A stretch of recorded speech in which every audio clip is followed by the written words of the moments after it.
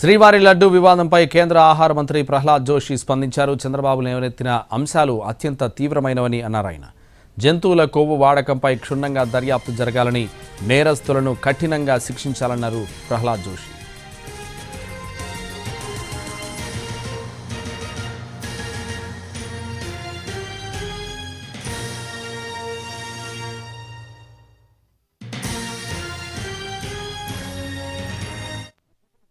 This issue concerning to all because इसमें ज़्यादा लोगों का श्रद्धा है, तो इसीलिए जो प्रेजेंट आंध्र प्रदेश के माननीय मुख्यमंत्री जी ने जो बोला है ये बहुत ही गंभीर मामला है, तो इसीलिए इसका पूरा डिटेल्ड इंक्वायरी होना चाहिए।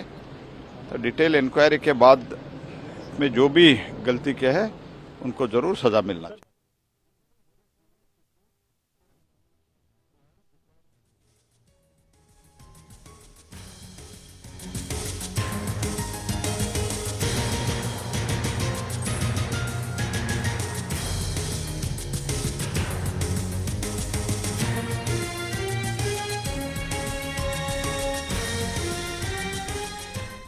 లడ్డూ ఇష్యూలో ఎన్డీఏ ప్రభుత్వం అన్ని కోణాల్లో విచారణ జరిపిస్తుందన్నారు బీజేపీ ఎంపీ జీవీఎల్. గత ప్రభుత్వంపై మొదటి నుంచి బీజేపీ పక్షాన సమస్యను లేవనెత్తామని గుర్తు చేశారు.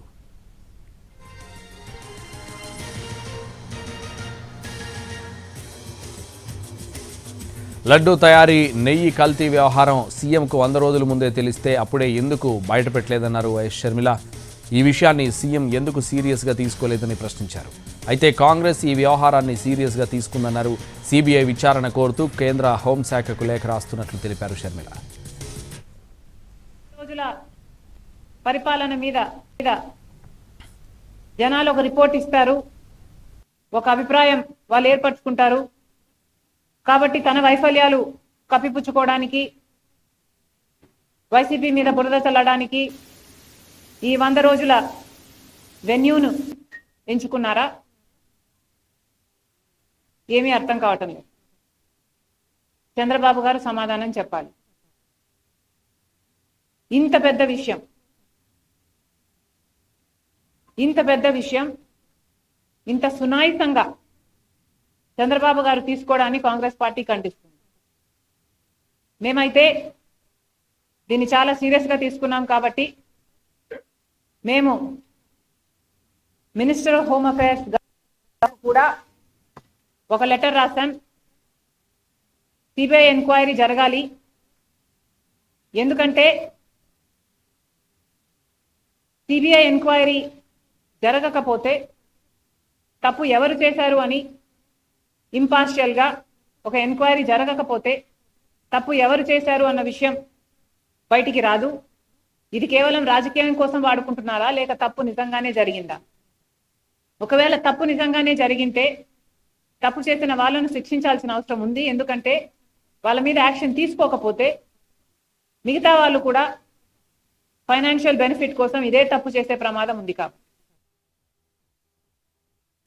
తన 100 రోజుల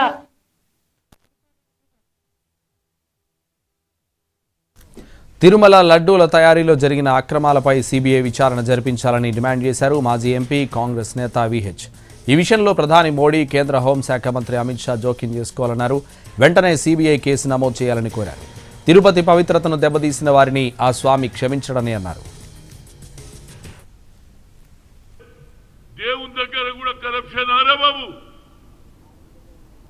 దేవుడు ఆయన వడ్డీతో వసూలు చేసే వెంకటేశ్వరుడు ఎవరిని ఇడవాడురా బాబు, నన్ను కూడా ఇడవాడు. అపచారం చేసినా, తప్పు చేసినా ఎవరిని వదలడు. దేవుని లడ్డూలో, నెయ్యిలో ఇలాంటి చేయడం, గొడ్డు మాంసం, అదేవిధంగా చేపల మాంసం, ఇంకేమేమి కలిపినో ఆ లెబార్టరీ రిపోర్ట్ వచ్చింది. కాబట్టి ఇమీడియట్గా, ఎందుకంటే టీడీపీ వాళ్ళు కావాలని పెట్టిందని అవతల పార్టీ వాడు ఒక స్లోగన్ పెడతాడు రేపే. కనుక నా ఉద్దేశంలో ఇది సిబిఐ ఎంక్వైరీ జరగాల్సిందే. కేంద్రం ఇమీడియట్గా, నరేంద్ర మోడీ, అమిత్ షా ఇమీడియట్గా యు ఆర్డర్ ఫర్ సిబిఐ. గతంలో ఈవోగా పనిచేసిన ధర్మారెడ్డిపై తీవ్ర ఆరోపణలు చేశారు సిపిఐ నేత నారాయణ. తిరుమల వ్యవస్థను ధర్మారెడ్డి నాశనం చేశారని ఆరోపించారు. ఈ పాపం అంతా ధర్మారెడ్డిదేనని అన్నారు. ధర్మారెడ్డిని దుర్మార్గుడంటూ ధ్వజమెత్తారు. సంవత్సరం గత 5 ఏళ్లలో కూడా అవినీతి మాట వాస్తవమే.